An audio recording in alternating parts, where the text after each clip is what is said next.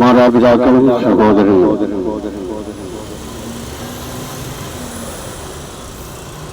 ആയുള്ളവരെയും നിങ്ങളുടെ ഓരോരുത്തരുടെയും ശ്രദ്ധയെ അല്പസമയത്ത് കർത്താവായ യേശുക്രിസ്തുവിന്റെ നാമത്തിൽ സ്വാഗതം ചെയ്യുകയാണ്. യേശുക്രിസ്തുവിന്റെ സമാധാനവും സന്തോഷവും സ്നേഹവും നമ്മുടെ ഓരോരുത്തരുടെയും ഹൃദയങ്ങളിലും ഭവനങ്ങളിലും വലിയ അനുഗ്രഹമായി തീരട്ടെ എന്ന പ്രാർത്ഥനയോടെ അല്പസമയം തിരുവചനത്തിൽ നിന്ന് ചില വേദഭാഗങ്ങൾ നിങ്ങളുടെ മുൻപിൽ നിന്നുകൊണ്ട് ഓർമ്മപ്പെടുത്തുക.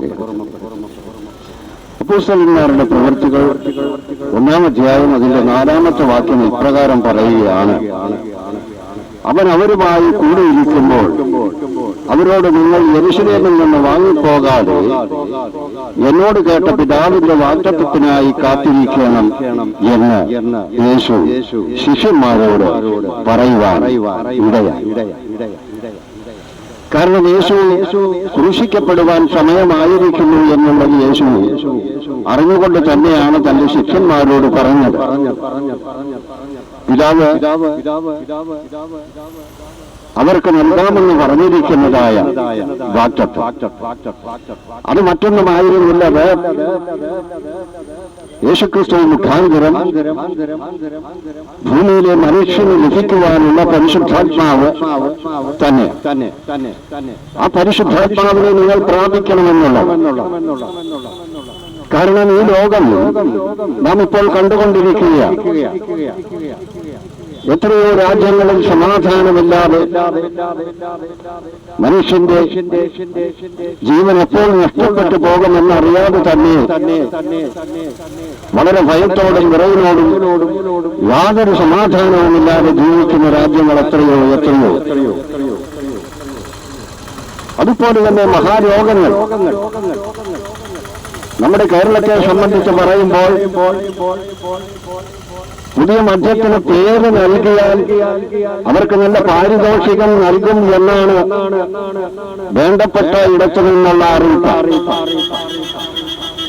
അതിലുപരിയായി മയക്കുമരുന്ന് അത് സർവനാശം വരുത്തിക്കൊണ്ടിരിക്കുന്ന ഒരു കാലഘട്ടമാണ് കേരളം. അതിനെയൊക്കെ അതിജീവിച്ച് കടന്നുപോകുക എന്നുള്ളത് വളരെ പ്രയാസകരമായ കാര്യം തന്നെ. അപ്പൊ ഈ ലോകത്തിൽ ഇത്തരം സംഗതികളുണ്ട്, അല്ലെങ്കിൽ സംഭവങ്ങൾ ഉണ്ടാകും. അതിനെയൊക്കെ കാണുകയും അതിനെ അതിജീവിച്ച് മുന്നോട്ട് പോകണമെങ്കിൽ, ജീവിതം നയിക്കണമെങ്കിൽ ദൈവത്തിന്റെ ശക്തി ഓരോ മനുഷ്യനും അത്യാവശ്യമാണ് എന്നുള്ളത് കർത്താവായ യേശുക്രിസ്തു അറിഞ്ഞുകൊണ്ട് തന്നെയാണ് ഇവിടെ പറയുന്നത് ശിഷ്യന്മാരോട്, അവൻ അവരുമായി കൂടിയിരിക്കുമ്പോൾ അവരോട്, നിങ്ങൾ യെരൂശലേമിൽ നിന്ന് വാങ്ങിപ്പോകാതെ എന്നോട് കേട്ട പിതാവിന്റെ വാഗ്ദത്തത്തിനായി കാത്തിരിക്കണം എന്ന് പറഞ്ഞു. കാരണം ഈ ലോകം ഒരിക്കലും അനുകൂലമല്ല. മനുഷ്യനും സ്വതന്ത്രമായും നല്ല ജീവിതം നയിക്കുവാൻ ആഗ്രഹിക്കുന്ന ഓരോരുത്തർക്കും ഈ ലോകം അനുകൂലമല്ല. ഈ ലോകത്തിൽ അനേക പ്രതികൂലങ്ങളെ മനുഷ്യൻ തരണം ചെയ്ത് മുൻപോട്ട് പോയെങ്കിൽ മാത്രമേ യഥാർത്ഥമായി ദൈവത്തെ നമുക്ക് മനസ്സിലാക്കുവാൻ കഴിയുകയുള്ളൂ. അതിനുവേണ്ടി ദൈവത്തിന്റെ പരിശുദ്ധാത്മാവെന്ന ശക്തി മനുഷ്യൻ അത്യന്താപേക്ഷിതമാണ്. അത് തെറ്റേത് ശരിയേത് എന്ന് നമ്മൾ വെളിപ്പെടുത്തും. ഇരുട്ടും വെളിച്ചവും പോലെ വീട്ടിൽ കൂടി യാത്ര ചെയ്താൽ പലപ്പോഴും നമുക്ക് ആപത്തുള്ളവാകുവാൻ സാധ്യതകളുണ്ട്. എന്നാൽ വെളിച്ചത്തുകൂടിയാണെങ്കിലോ നമുക്ക് പല തെറ്റിനെയും നമുക്ക് കരുതാത്തതിനെയൊക്കെയും വേർതിരിച്ചറിയുവാൻ കഴിയുകയും ചെയ്യും. ഇതിനൊക്കെയും ദൈവത്തിന്റെ പരിശുദ്ധാത്മാവിന്റെ ശക്തി ഓരോ മനുഷ്യനും ലഭ്യമാക്കേണ്ടതാണ്. അതിനാണ് തിരുവചനത്തിൽ ഇപ്രകാരം പറയുന്നത്: യേശുവിനെ രക്ഷകനും കർത്താവുമായി സ്വീകരിക്കുന്ന ഏതൊരു വ്യക്തിക്കും ആ ശക്തി ലഭ്യമാകും എന്നുള്ളത് തിരുവചനത്തിൽ പഠിക്കുമ്പോൾ നിനക്ക് കാണുവാൻ കഴിയും. ഇപ്പോൾ യേശു ഈ വാക്യത്വം പ്രാപിക്കാതെ മടങ്ങിപ്പോകരുത് എന്ന് ശിഷ്യന്മാരോട് പറഞ്ഞു. യേശു മരിച്ച് അടക്കപ്പെട്ടതിനു ശേഷം ശിഷ്യന്മാരുടെ ജീവിതത്തിൽ വലിയ മാറ്റങ്ങൾ സംഭവിച്ചു. കാരണം യെരൂശലേമിൽ അവർ യേശുവിനോട് കൂടെ നടക്കുകയും യേശു ചെയ്ത ഓരോ പ്രവൃത്തികളും അവർ കാണുകയും അവരതിനെപ്പറ്റി അനേക സ്ഥലങ്ങളിൽ സാക്ഷ്യം പറയുകയും ചെയ്തവരാണ്. എന്നാൽ യേശു മരിച്ചതിനു ശേഷമോ അവരിൽ നിന്ന് വ്യത്യാസയൊക്കെ നഷ്ടമായി. അവർ സാധാരണ ലോക മനുഷ്യരെ പോലെ ഭയമുള്ളവരായി. കാരണം യെരൂശലേമിൽ മാത്രമല്ല ഇന്ന് ലോകമെമ്പാടും കാണുവാൻ കഴിയുന്ന ഒരു കാര്യമാണ് സത്യസുവിശേഷം പ്രസംഗിക്കുന്നത്. അതായത് സമാധാനത്തിന്റെയും സ്നേഹത്തിന്റെയും സന്ദേശം പ്രസംഗിക്കുന്നവരെ പല കാരണത്താലും ജയിലുകളിൽ അടയ്ക്കപ്പെടുകയും ശിക്ഷിക്കുകയും ചെയ്യുന്നതായി നമുക്ക് കാണുവാൻ കഴിയുന്നുണ്ട്.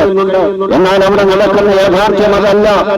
അക്ഷര വിദ്യാഭ്യാസം ഇല്ലാത്ത മനുഷ്യരെ അക്ഷരം പഠിപ്പിക്കുകയും അവരോട് അവർ ചെയ്യുന്ന ജോലിക്ക് ന്യായമായ കൂലി വാങ്ങുവാൻ അവരെ ബോധ്യപ്പെടുത്തുകയും ചെയ്യുന്നതാണ് ഇവർ ചെയ്യുന്ന കുറ്റം.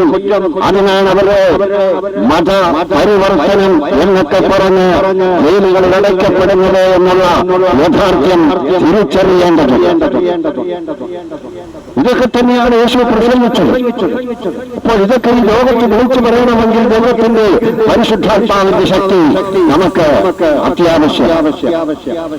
കേരളത്തിന്റെ വിവിധ ഇടങ്ങളിൽ കടന്നു ചെല്ലുവാൻ മയക്കുമരുന്നിനെ പറ്റി പ്രസംഗിക്കുവാൻ കഴിയുകയില്ല. കാരണം അതത്ര വലിയ ശക്തിയാണ്. അത് നേരിടുക എന്ന് പറയുന്നത് ജീവൻ തന്നെ ഉപേക്ഷിക്കേണ്ട കാര്യവും. എന്നാൽ അത്തരം കാര്യങ്ങളെ വിളിച്ചു പറഞ്ഞെങ്കിൽ മാത്രമേ ദൈവം ഇവിടെ സ്ഥാപിക്കുവാനുള്ള ആ രാജ്യത്തെ പറ്റി മനുഷ്യന് ബോധ്യമാകുന്നു. സുബോധമില്ലാത്ത ജനമല്ല ഈ ലോകത്ത് വേണ്ടത്. സുബോധമുള്ള മനുഷ്യനാണ്. മയക്കുമരുന്ന് കഴിക്കുന്ന ഒരു മനുഷ്യന് സുബോധമുണ്ടോ? ആരാണ് മയക്കുമരുന്ന് മറ്റ് മനുഷ്യന് കൊടുക്കുന്നത്? സ്വന്തം സഹജീവിക്ക് കൊടുക്കുന്നത് പണത്തിന് വേണ്ടി, സമ്പത്ത് വർദ്ധിപ്പിക്കുവാൻ വേണ്ടി. ഇതൊക്കെയാണ് യേശു എതിർത്ത കാര്യങ്ങൾ. അതിനുവേണ്ടിയാണ് ഇന്ന് സുവിശേഷകന്മാരെ ജയിലുകളിൽ അടയ്ക്കുന്നത്. ഇതേ ഭയം കൊണ്ട് തന്നെയാണ് ശിഷ്യന്മാർ യേശു മരിച്ചതിനു ശേഷം യെരൂശലേമിൽ നിന്ന് അവർ എമ്മൗസ് എന്ന് പറയുന്ന സ്ഥലത്തേക്ക് പോകുവാനിടയായി തീർന്നത്. യെരൂശലേമിൽ അവർക്ക് അജൈവ ദുർഘടങ്ങളെ അതിജീവിക്കേണ്ടതുണ്ട്. അത് കഴിയുകയില്ല എന്ന് അവരുടെ ഉള്ളിലുണ്ടായിരുന്ന തോന്നൽ നിമിത്തമാണ് അവരാ സ്ഥലം വിട്ട് മറ്റൊരിടത്തേക്ക് പോകുവാൻ ഇടയായി. എന്നാൽ ഇവർ തെളിഞ്ഞത് യേശു അവരോട് കൂടെ തന്നെ പോയി. അവരുടെ കൂടെ യേശുവും ഉണ്ടായിരുന്നു. പക്ഷെ അവർക്ക് യേശുവാണെന്ന് തിരിച്ചറിയുവാൻ കഴിയില്ല എന്നുള്ളതാണ്. യേശു അവരോട് പല ചോദ്യങ്ങളും ചോദിച്ചു. ഒടുവിൽ അവരോട് ചോദിച്ചത് പ്രകാരമാണ്. മോശ എന്ത് പറഞ്ഞിരിക്കുന്നു യേശുവിനെ പറ്റി? പ്രവാചകന്മാർ യേശുവിനെ പറ്റി എന്ത് പറഞ്ഞിരിക്കുന്നു? യേശു മരിച്ചടക്കപ്പെടും, മൂന്നാം നാൾ ഉയർത്തെഴുന്നേൽക്കും എന്ന് നിങ്ങൾ ന്യായപ്രമാണത്തിൽ പഠിച്ചിട്ടില്ലയോ, കേട്ടറിഞ്ഞിട്ടില്ലയോ? മോശയും പ്രവാചകന്മാരും പറയുന്നതിനെ നിങ്ങൾ വിശ്വസിക്കുന്നില്ലയോ എന്ന് ചോദിച്ചപ്പോഴാണ് അവരുടെ ഉള്ളിൽ ഉറങ്ങിക്കിടന്നിരുന്ന വചനം ജീവൻ വെച്ചതും അവർ ശക്തി പ്രാപിച്ചതും അവരോട് കൂടെയുള്ള യേശുവാണെന്ന് അവർക്ക് മനസ്സിലാക്കുവാൻ കഴിയുന്നു. വചനം വിട്ടേലൊരു മനുഷ്യൻ മാറിപ്പോകുന്നുവോ ആ മനുഷ്യർ നാശത്തിലേക്ക് പോകും. അവർ നശിച്ചു പോകും. വചനം വിട്ട് പോകുക എന്ന് പറഞ്ഞാൽ ദൈവത്തെ ഉപേക്ഷിച്ച് പോകുക എന്നുള്ളതാണ്.